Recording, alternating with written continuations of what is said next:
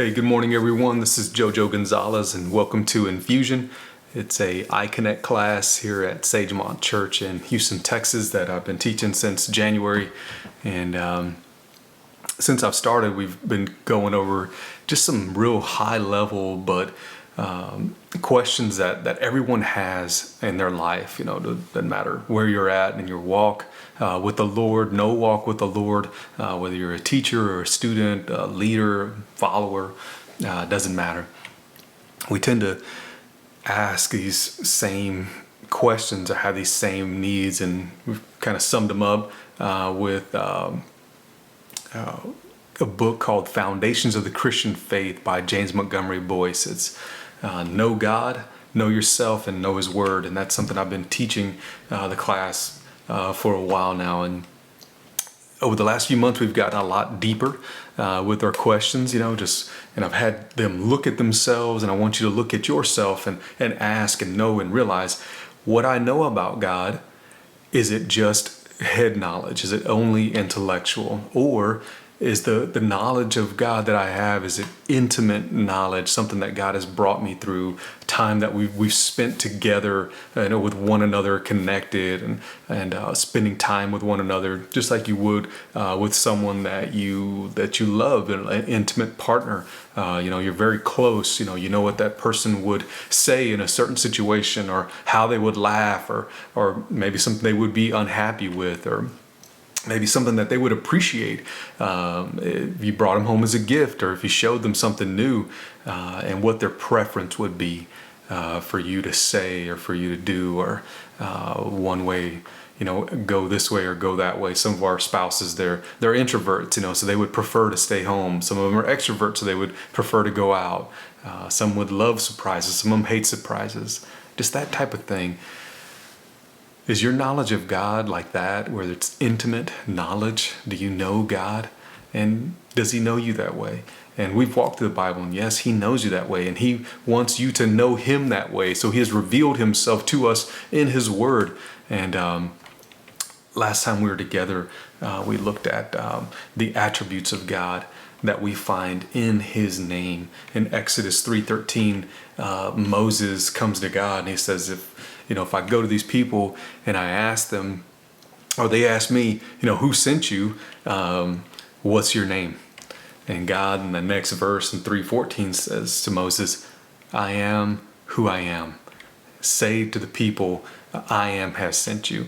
And in this word, I am, that's where we get the name for God. It's Jehovah God. It's His first name, Jehovah, and His attributes. And there He reveals to us that He is self-existent, that He is self-reliant. He is of Himself, not relying on anyone. And it means, as Boyce puts it in his book, that the greatest and best of us as man, everything that we have, as a son, as a father, as a teacher, as a student, wherever you are in your life, you owe that to the grace of God. Tough questions. Especially when it's negative. It's something, it's like, well, this person is not who I want them to be. I feel that God looks at us the same way. It says, the person that I designed and I wanted you to have, the future and the life that I wanted you to have, is it what God has intended for you? So I've asked the class just to look at themselves in this way. God is the great I am. He's self-existent, eternal, and unchangeable.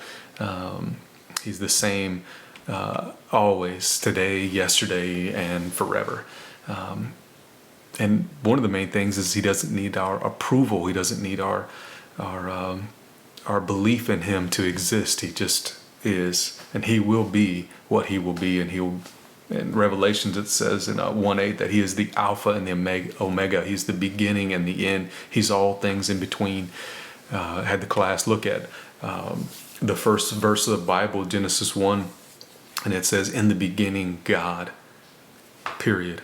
The last verse of the Bible is in Revelations, and it talks about Him giving us of His Son, and everything in between is for us.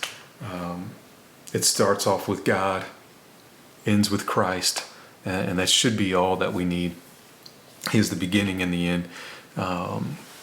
He is who was and is to come, and He's the Almighty in Revelations 1:8.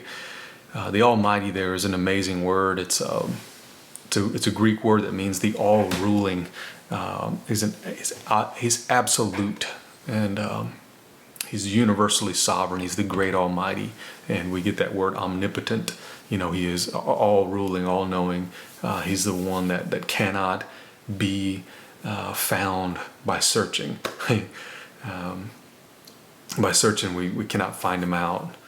God, He reveals Himself to us, and we've only just to acknowledge His existence and His place in our life as sole leader and sole provider, for Him to continue just to reveal and to grow that presence in us. He's always with us. So God reveals Himself in us, not in the ways that you would be able to reach a knowledge or intellect, like you'd be able to pick up a shell or a sea star, or you'd catch a fish. No, God is He's much bigger than that. He's much greater than that. He's all around us, and He's with us. He is, and He was, and He is to come. And I ask, where is He? He's with you. Where was He? He was there. He's everywhere. When was He? Forever. And He is to come. The facts about God in this way, they check just the bold or the curious. They check those of us that have just kind of been born into religion or Christianity, whatever you want to call it, and I believe it only leaves the believers. It only leaves the ones with faith, because these facts about God, man, they're amazing, and they're beautiful, and for some they're hard to believe. And that's all that's required. He doesn't need our approval. All He wants is our faith. All He wants is our belief. And I just want to ask, can you accept that today? Can you put your faith and trust in God today, the God of the Bible, the only one true and living God? Can you believe? Can you put your faith and trust in Him? Today is the day, and now is the time. And I pray you do not wait, and you trust and believe. That is a tough seed for some. That is tough to accept for some. And what matters is the condition of your heart. Is that soil? Is it hard? Where that seed it can't break through. Is it rocky? Isn't it filled with the worries and cares of this world? Is it thin, where you're just like, maybe, I just want to believe so I can skate by?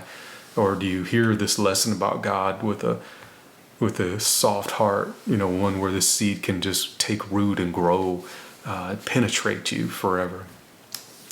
God has revealed Himself to us, and some of us, we hit these yeah buts, yeah, but what about this and what about that? And, yeah, but, God has to do this, or He has to do that. And when we start on those yeah buts and the has tos and the what abouts, what are you saying? How are you approaching God? And I just want to encourage you, keep the soul of your heart good and soft and pliable.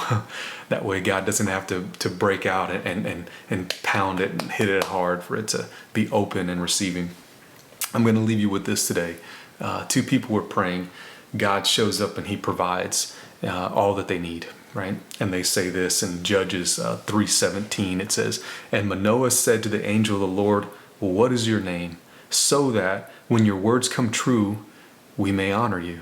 So they've been provided for. God has showed up, and they're just like, wow, we see who you are, but what's your name? They want to know, right? That's a good approach. In the next verse, Judges 3:18, it says, "The angel of the Lord," and we take that as the Lord Jesus Christ, "said to him, why do you ask my name, seeing that it is wonderful?" Isn't that enough? Isn't that enough proof? And I ask you the same thing. Isn't it enough? Everything that you see all around you, all the good and great things that God is and has revealed to us, isn't it enough? He's asking them, why are you asking this thing, seeing and knowing? And I ask, can't you see? Can't you see these things? In this class, I've asked, know yourself. What's getting in the way of you seeing? What's holding you back from believing? What keeps your faith in things, or what keeps your faith in creation or other knowledge, spiritualism and everything else, and not on God?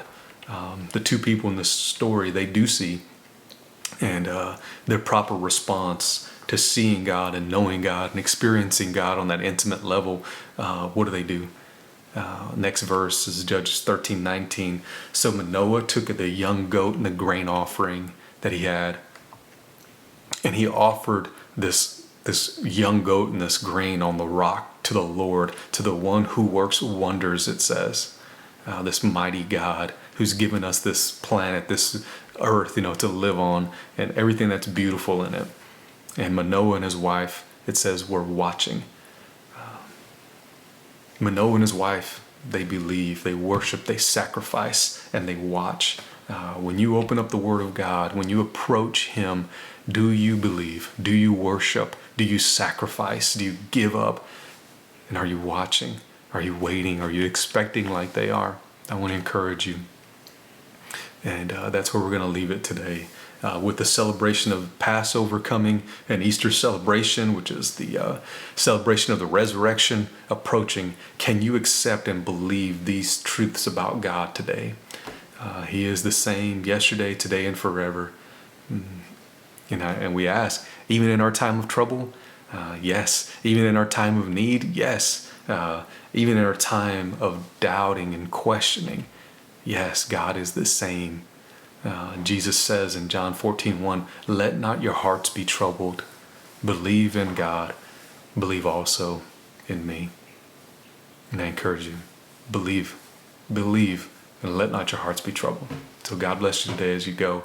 We'll catch up with you next week, and I'll continue just to upload maybe some of the older classes and some newer classes online. So any questions, leave them in the comments. You can DM me or get a hold of us here at Sagemont Church. We would love just to encourage you and pray for you. And I'll leave any prayer requests in the comments. I'll definitely send those out and ask others and myself to pray. So God bless you. Thanks for joining us. We'll see you again.